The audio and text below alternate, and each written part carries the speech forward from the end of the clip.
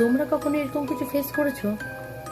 তুমি একটা করিডোর দিয়ে যাচ্ছ, সেই করিডোরে আশেপাশে রুম থাকায় সেই রুমে লোক থাকা সত্ত্বেও তুমি যখন করিডোর দিয়ে হাঁটো, দুপুরে হোক রাতে হোক, তোমার শরীর দিয়ে একটা ঠান্ডা স্রোত বয়ে যাচ্ছে, অথবা তোমার মনে হচ্ছে তোমার পেছনে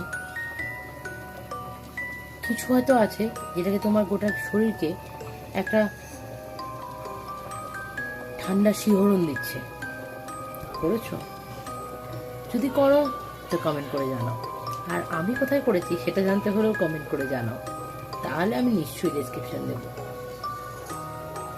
আচ্ছা, আরেকটা, তোমরা কখনো এমন ফেস করেছো যে বাথরুমে স্নান করছো, অথচ যখন গায়ে জল ঢালছো তোমার মনে হচ্ছে তোমার গায়ের সামনেটা তো ভিজছে, বাট পেছনে ওই যে ব্যাক সাইড, সেটায় জলটা সেরকম তোমার শরীর ভেজাচ্ছে না, অ্যাজ ইফ তোমার পেছনে কেউ দাঁড়িয়ে তোমার সঙ্গে স্নান করছে।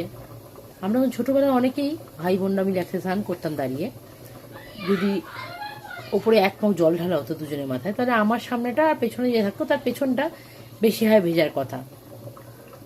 হয়েছে এরকম? আমার সাথে হয়েছে বহুবার। আমি যদি এই ব্যাপারগুলোকে নিজের মনের ভুল বলে ভাবতে বেশি পছন্দ করি, না হলে এগুলো যদি ভেতরে আমি এত ভালো একটা গভীর জায়গা দিয়ে দিই ভয়ে, তাহলে আমার সব জায়গাতে ভয় লাগবে।